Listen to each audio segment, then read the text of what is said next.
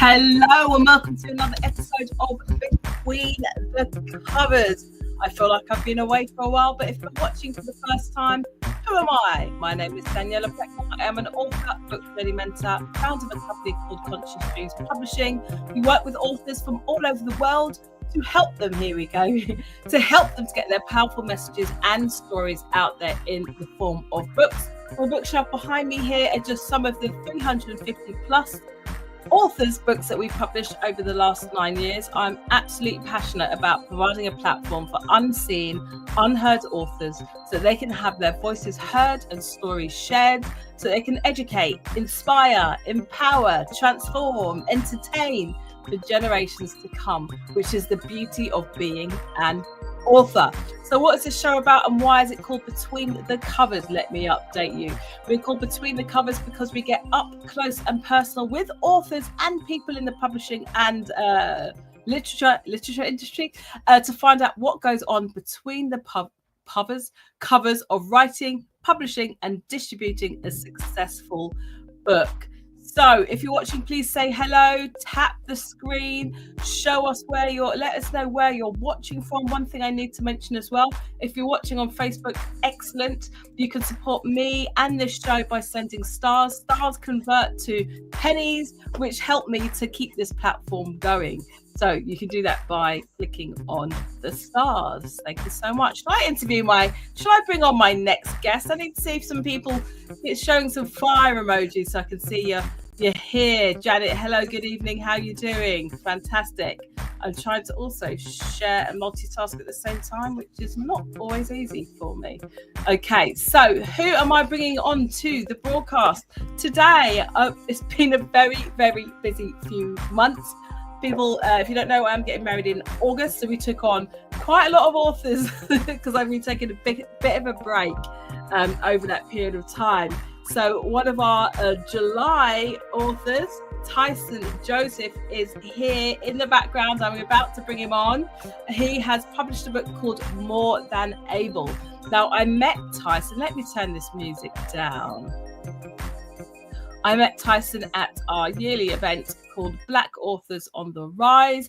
Last year, he was in the Heart of Steel band, Steel Pan band, playing some music, and he told me he wanted to publish a book. And less than a year later, he's produced his beautiful book, More Than Able. So who is Tyson Joseph before I bring him on? He is a new author from South East London, a primary school teacher, a trained youth worker and mentor. Jason started playing the steel pans at 8 years old and is so good at it, he teaches it too. He's been working with young people for over 20 years, helping them learn, grow, and realize how amazing they are.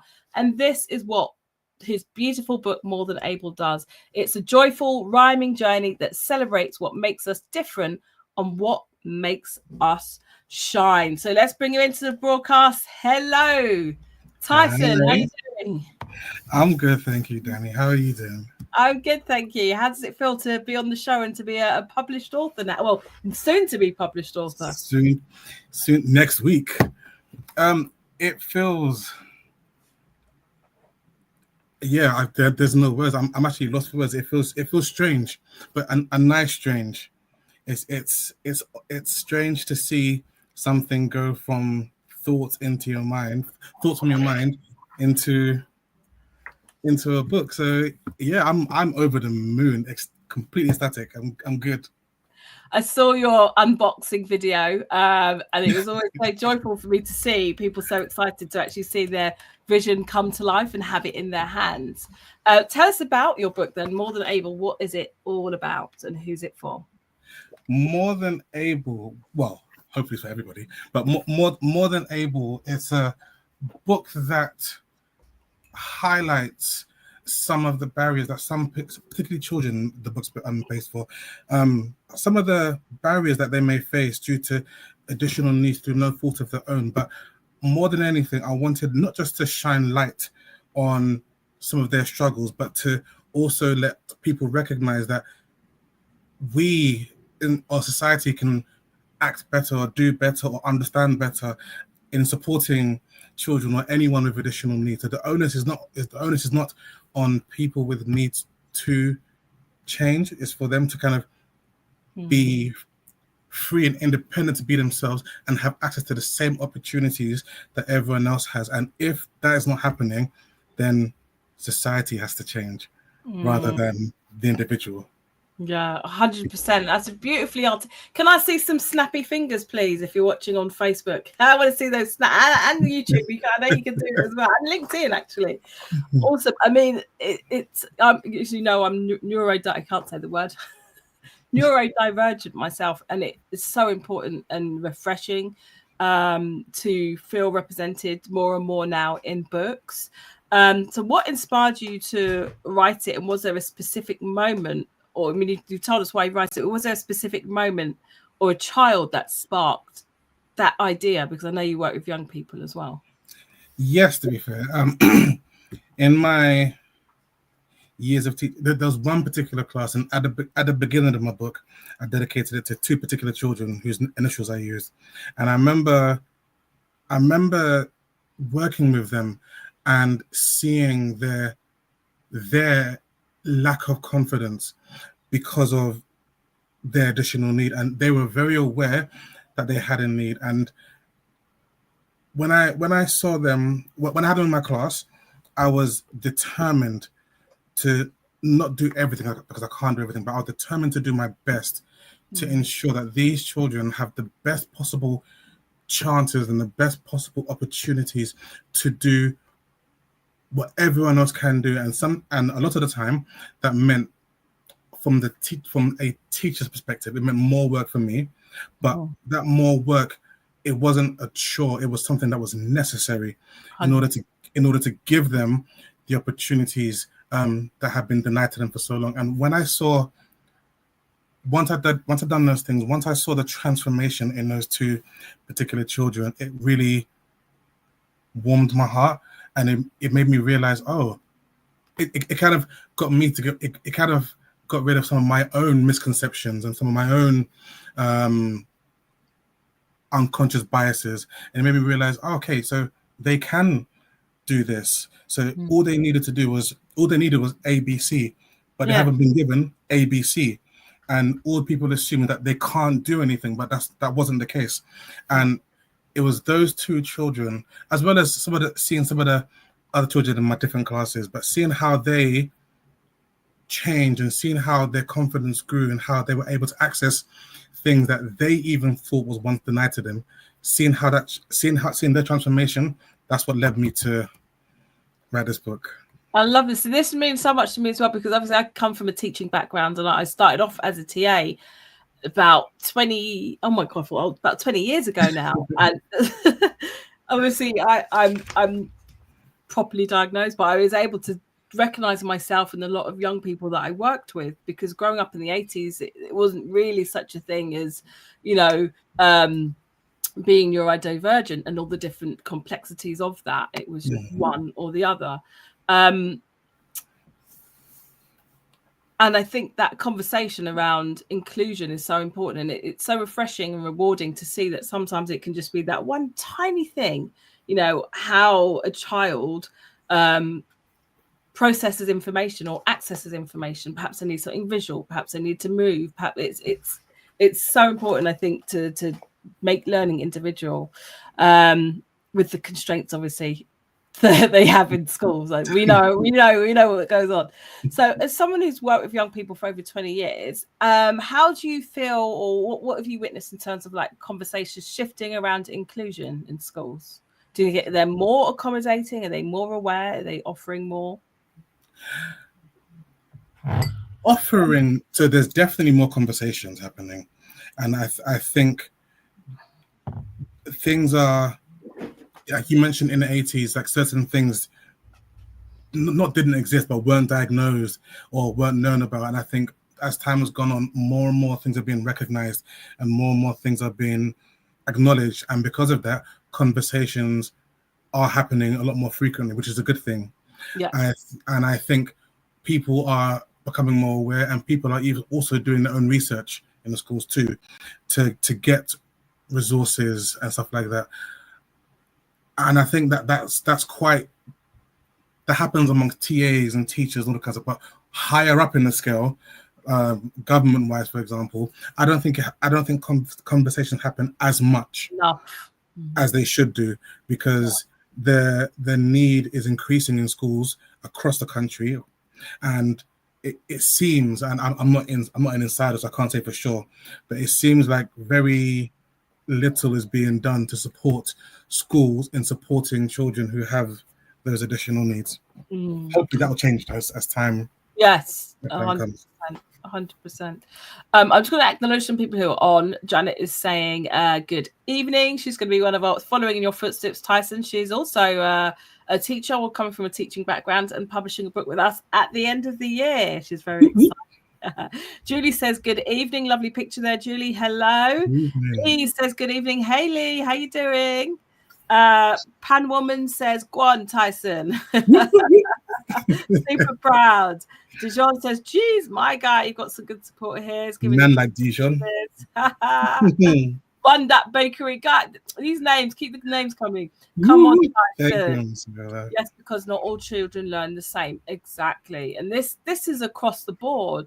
Children in general, you know, I could talk for ages about how schools are pressed for money, or lack of resources, this, or too many children.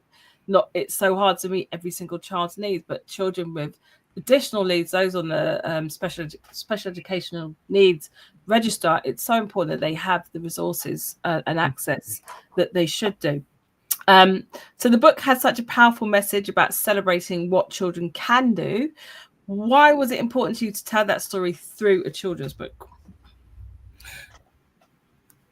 Because the children who do have the additional needs, they know what they can't do, and they're faced with that reality every day.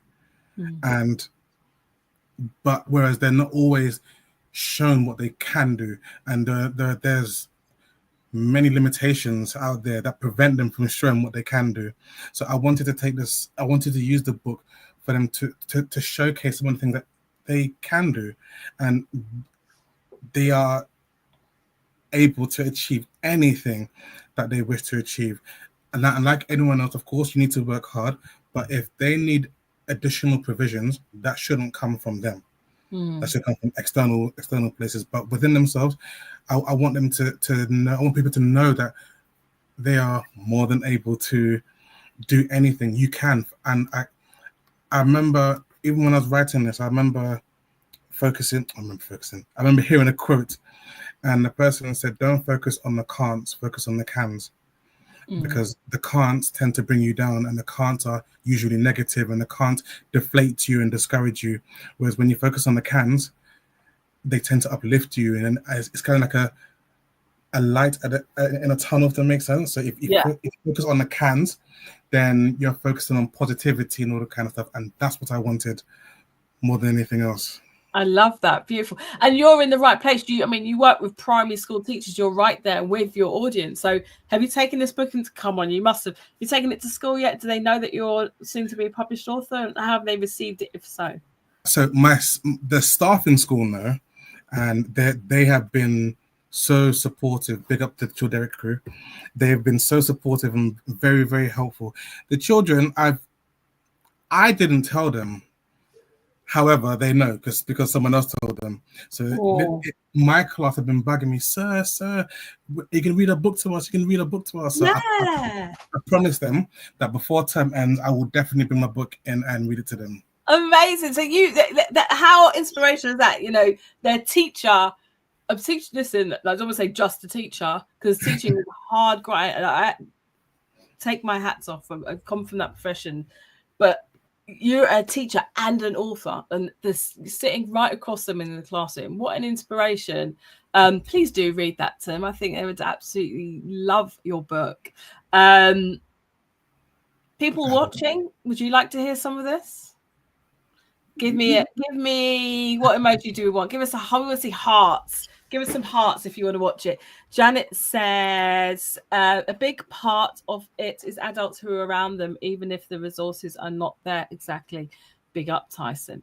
Exactly. It's the people around them. It's that what are you going to focus on? Are you going to focus on what they find challenging, or are you going to focus on their gifts and their talents, so that actually fun learning becomes fun and enjoyable when you feel like there's some kind of reward in it, or you're doing well? Warriors of the Peace, go on, let's have it. Dijon says yes. Okay, let's hear it. So this is written in poetic form, one of my favorite, and beautifully illustrated by Jason Lee. Big up Jason Lee. We'll talk about him in a second. Is there a part that you'd like to share? Obviously you can't read all of the book, but I think we'd love to hear some.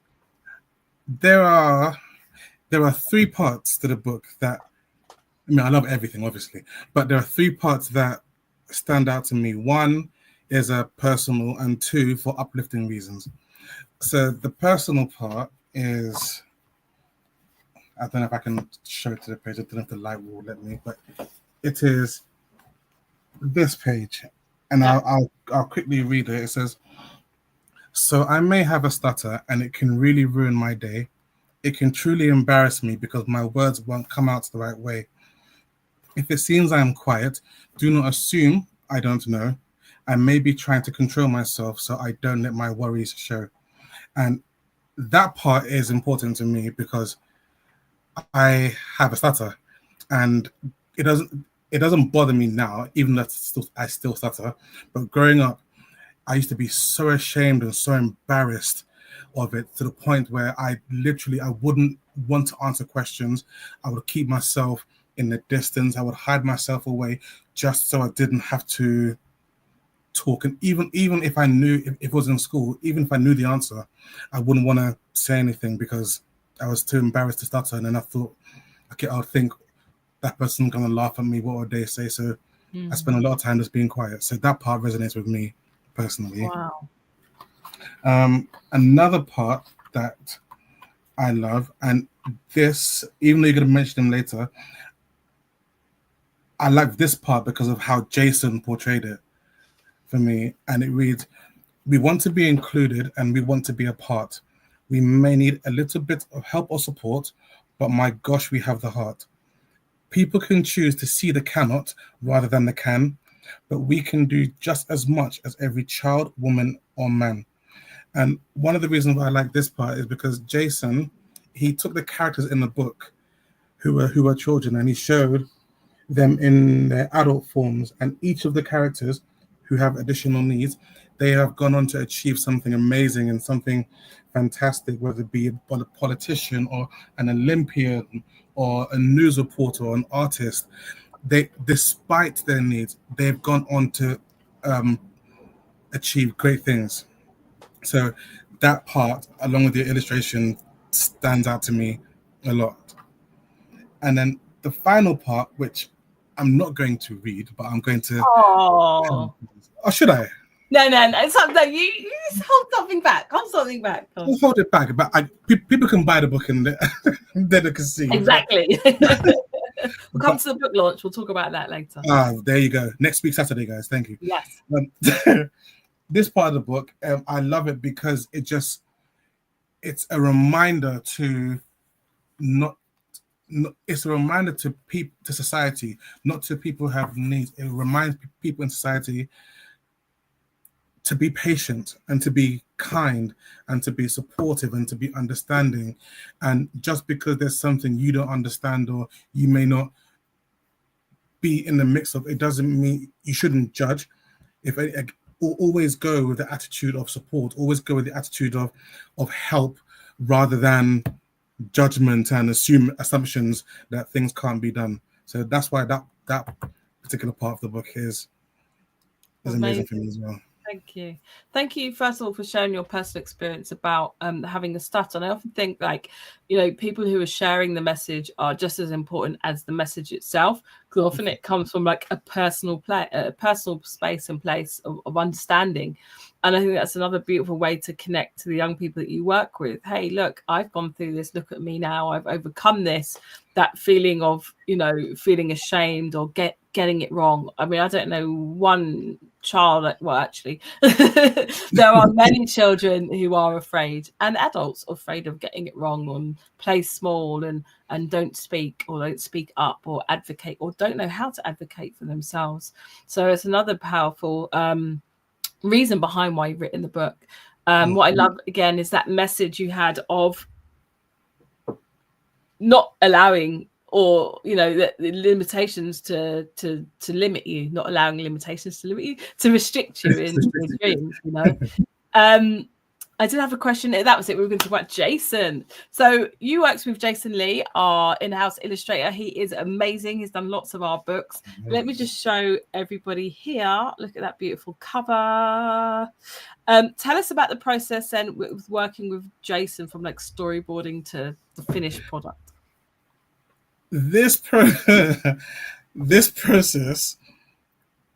I think, was probably the most nitpicky and the hardest process, because I think I've mentioned it to you. I can't draw to save my life. No, I can't.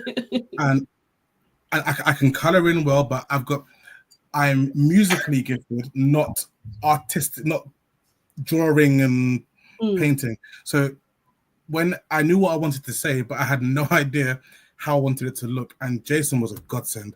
He had ideas, and then everything that he had, he said, "What do you think about this?" And then I would give my input, and somehow he would magically turn my input into a lovely image, and it would look even better than how I had it in my head. Yeah. That process took long, and what was nice about it is having Jason's perspective as in addition to my own. Sometimes it's good to get out of your own mind, because we see things the way we see things, and we're not fully sure how it's interpreted. So having Jason's interpretation made the illustrations amazing and what they are. But this process was very it was time consuming. It required a lot of communication. It required a lot of refining and all that kind of stuff. But without that process, it wouldn't be what it is. But that process also made me appreciate the skill of illustrators even more so. Like, I think before doing this, I wouldn't say I downplayed illustrators, but I always thought that authors, because they wrote the book, that they're more important. And going through this process, I learned that is not the case. Illustrators are just as important as authors, because it's the pictures. They say a picture say 1,000 words. Yeah. And the pictures are just as valuable as the words themselves. And Jason has been awesome in bringing my thoughts and my words to life. So I truly salute him. Big up, Jason. There you go. There's a testimonial. So exactly. It's a co-creative process, isn't it? Author and illustrator. You have the words. They have the ability to interpret your words through actual illustrations, obviously. Bring it to life. Bring the vision to life. And that's a really lovely process. Okay, so let's talk about your book launch. You mentioned that you have a book launch next week. Tell us about it. Check out the flyer, people. If you're watching on Facebook or actually on any of the channels right now, you should be able to buy a copy of the book from the Conscious Dreams bookstore for a special edition. Beautifully, it won't be as shiny as this if you get it from Amazon. I'm sorry. This is a beautiful, beautiful, beautiful book, hand signed by Tyson. And also there will be a link to the book launch in the not chat, I can put it in the chat, but it should be in the post as well. So tell us about your book launch. My very first book launch next week, Saturday, is going to be at Childerick Primary School. They were very, very kind and let me use their space. I'm going to have an array of activities as well as live music from Heart of Steel. So live steel band playing. There's going to be a range of activities from bookmark making. People are going to be able to sow seeds in a pot of soil. I love plants. Oh, nice. There'll be games there.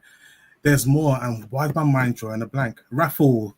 Book reading from you. Reading.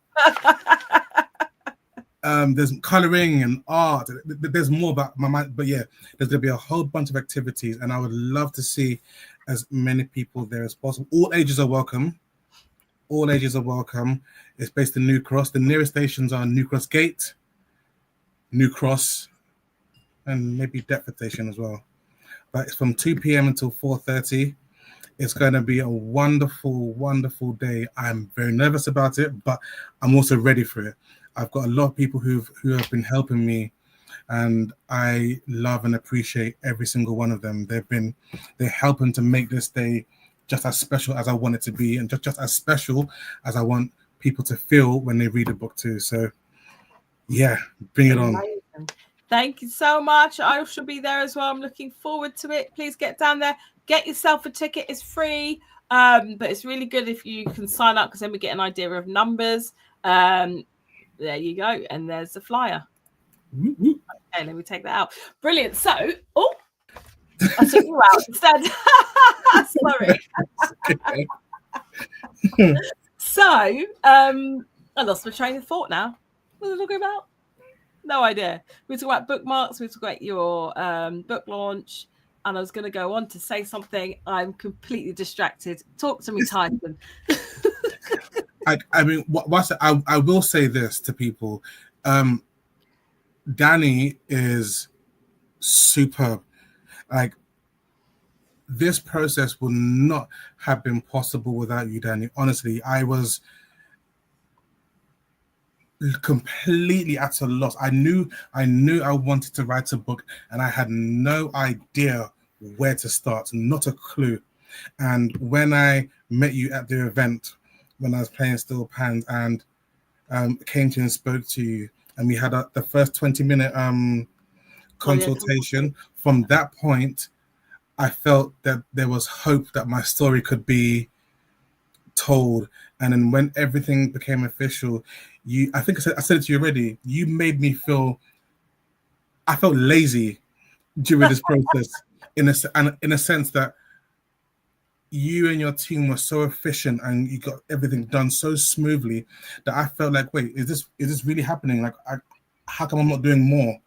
Like, that's how it. But it's a testament to how amazing you and your team are, and I want to thank you for the opportunity, for allowing me to get my thoughts into book form. So, yeah, my absolute pleasure. Thank you. That's good to hear. That's good to hear. I'm just processing that. I've made you feel lazy. That's great. But that's exactly how we want to. It's about you, the author. You have the vision, you have the idea, and we just want you to work on the creative part, the creative process. So you've come with your book and your manuscript, and it's working with the illustrator, because the last thing you want is the stress of, how do I edit this, and how do I do this, and how can I how can I typeset this and create an ebook? How do I put it on? All of those things. Like, you've been able to really focus, and you haven't been lazy. You've been really passionate. You've got a great message. You articulate yourself really well. Look at you, said you're nervous about this. Isn't he doing amazing? It's amazing. And I can see you doing amazing things, like going into your school and other schools and doing talks and inspiring other young children as well. That's what I was going to say, the music link. So music's quite a big part of your life. I would not be where I am without it. Yeah, I'm definitely going to be doing some steel pan sessions with Tyson, because I've always, since a young kid, I've always wanted to play the steel pans. But do you see the connection between storytelling and music in the way that you express and teach? Yeah, is there a link? 100%. I mean, first of all, that's why the book is it rhymes, because in my head, when I'm telling a story, there's a rhythm in my mind, and I say the words with the rhythm, but that transfers to teaching. If you were to talk to any of the children in my class, there's two things that are guaranteed in my classroom: music playing in the background, and an air diffuser blowing some lovely scents. And plants, air diffuser, and music. Music is a must for me. I find it so calming, and I found that the children in my class, when they come in and hear it, it automatically settles them. 100%. Whereas when they're silent, then there's the need to fill the silence. Yeah. And filling that silence usually comes with distractions and all of the other things that children naturally do. But music has been a huge help in my life. I started by teaching steel pans, and teaching steel pans led me to become a teacher, a primary school teacher, which led me to be where I am today, even sitting here talking to you about the books. And music has been instrumental in my life. I love that. I who wants to be in Tyson's classroom? I do. I needed a classroom like that. I just remember chalkboard and just talking, and I can't process with talking without having to do other things.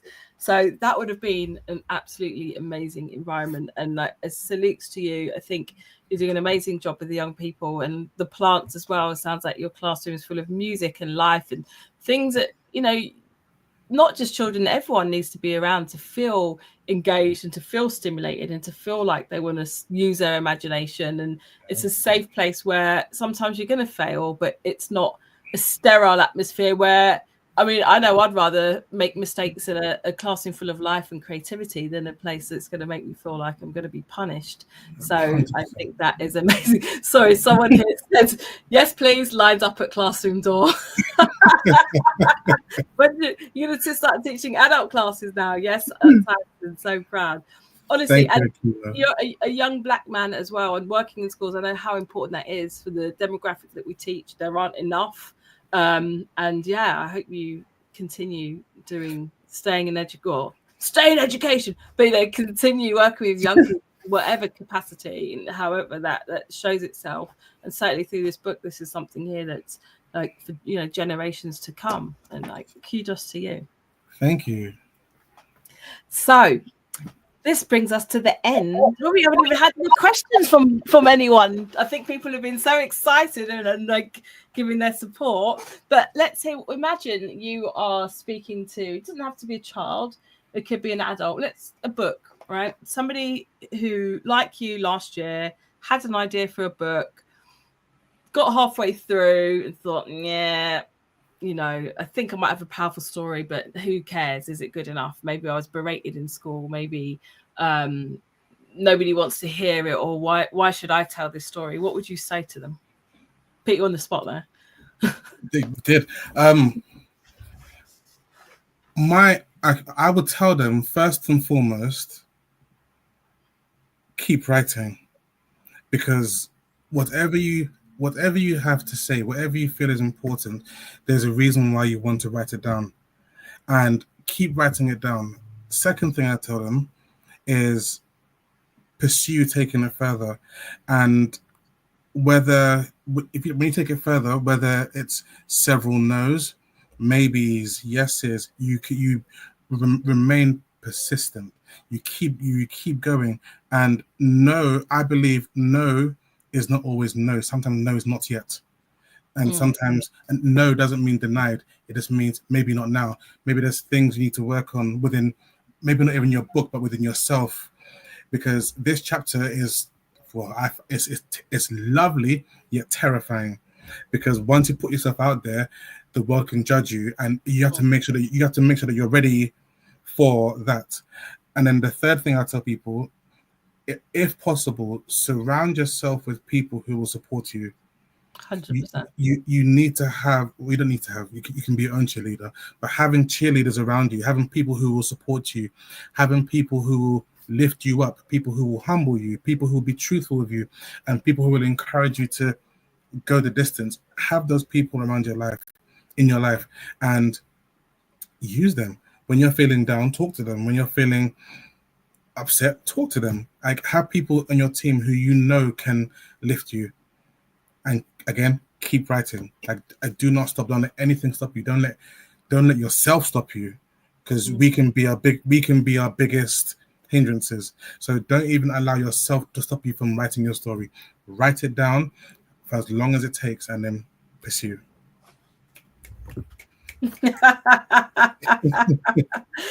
Do you know what I can see you doing as you were talking, right? I could see you setting you some things to do now. You set kids homework, I'm sure you do. I'm going to set you something. I can see you, don't have to show it with you. I can see you doing like little bite-sized 1, 2, 3 minute, like as if we call it vlogs, but like videos on Instagram or TikTok, whatever, just giving like a little bite-sized bit of inspiration there for young people, but also for adults as well, just like you did there. What do you think, guys? Could you see it? I could see it. What could we call it? Tyson's tips? No. From the mind of Tyson. Yeah. Yes. Tyson, and you can have like a little bit of theme, just your 3 minute like quick fire snippets of information.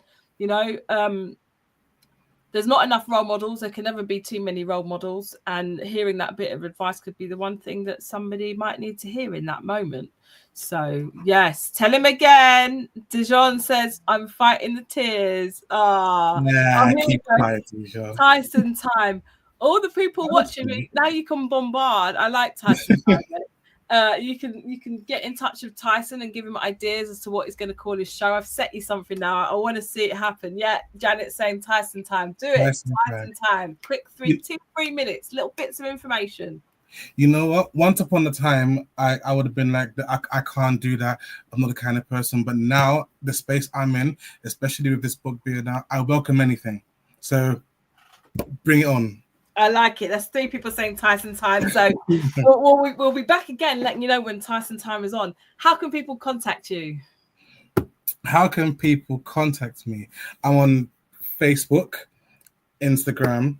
There's my name, Tyson Joseph, but I've also created a new page called Tyson's Book Nooks, both on Instagram and on Facebook. And the Book Nook pages are going to be specifically about my book and future books and everything related to literature, possibly quotes. And then my page is my page.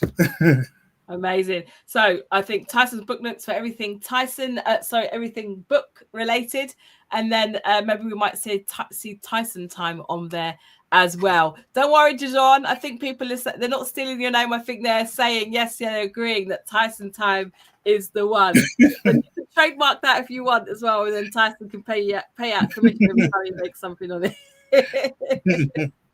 Loving the growth, Tyson. Keep pushing. Thank you. Says, you should be proud.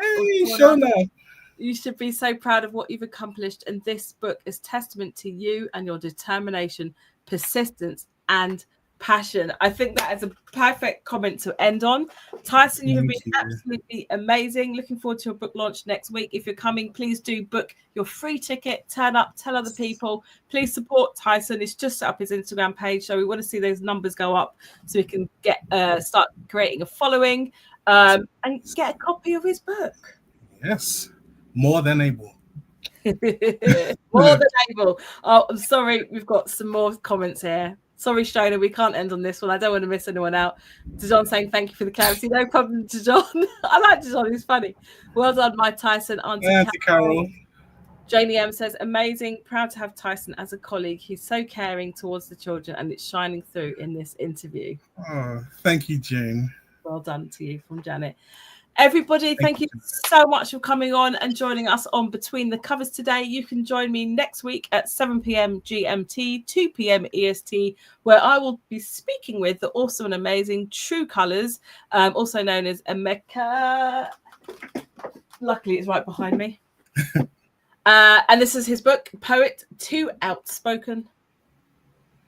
And he'll be there. Trying to remember what the date is now. Thursday, the 10th of July. Have a beautiful day, everybody. Bye. Thank you, everybody. Take care. Thanks for watching.